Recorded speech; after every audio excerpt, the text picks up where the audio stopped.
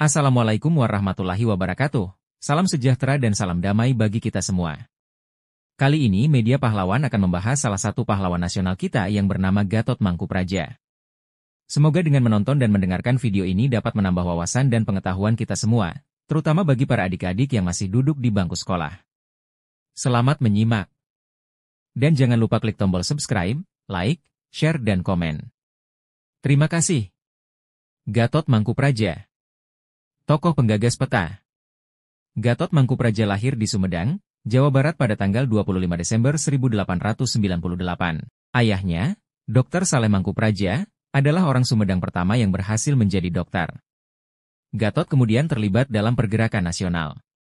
Ia bergabung dengan Perhimpunan Indonesia, organisasi politik yang bermula dari organisasi Indonesische Vereniging. Gatot kemudian bergabung dengan Partai Nasional Indonesia atau PNI yang didirikan oleh Soekarno di Bandung pada tanggal 4 Juli 1927. Ia terlibat aktif dalam organisasi yang semula merupakan klub diskusi bernama Algemene Studie Club itu. Konsep revolusi Indonesia yang dianut PNI menyebabkan pemerintah kolonial Belanda mengetatkan pengawasannya.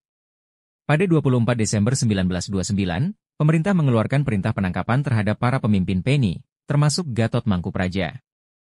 Bersama Soekarno, ia tertangkap di Yogyakarta pada tanggal 29 Desember 1929. Keduanya lantas dibawa ke Bandung dan dijebloskan ke penjara Bancai.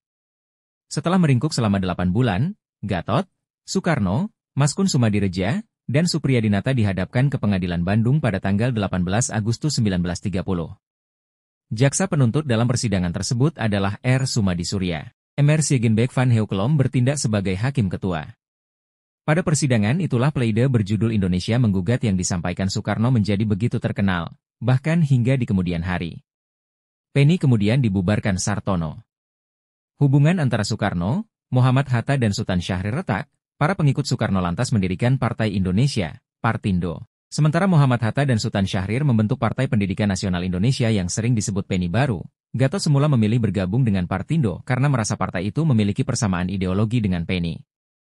Namun, karena merasa kecewa dengan Soekarno, tak berapa lama kemudian ia bergabung dengan PNI baru pimpinan Hatta. Kemudian terjadi perubahan peta politik yang sangat besar setelah Jepang masuk dan mendepak Belanda yang telah menjajah Indonesia lebih dari 300 tahun. Jepang mendengungkan propaganda yang dikenal dengan istilah Gerakan 3A untuk melegalkan pendudukannya atas Indonesia, yakni Nippon Pelindung Asia, Nippon Cahaya Asia, Nippon Pemimpin Asia.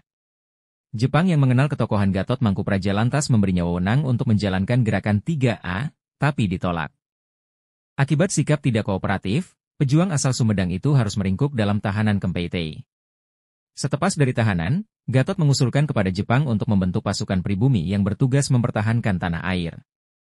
Jepang yang mulai kewalahan dan terdesak di berbagai front peperangan melawan pasukan sekutu menyetujui usul itu. Persetujuan tersebut diberikan oleh Panglima tertinggi Jepang di Indonesia, Letnan Jenderal Kumakichi Harada. Maka, pada tanggal 3 Oktober 1943 dibentuklah secara resmi Pasukan Sukarela Pembela Tanah Air, PETA, melalui Osamu Seirei nomor 44 tahun 1943. 3 tahun setelah Indonesia merdeka, Gatot kembali bergabung dengan PNI. Karir politiknya terus merangkak naik, hingga akhirnya terpilih menduduki jabatan Sekretaris Jenderal yang ditinggalkan Sabila Rashad yang ditarik ke Badan Pekerja Komite Nasional Indonesia Pusat.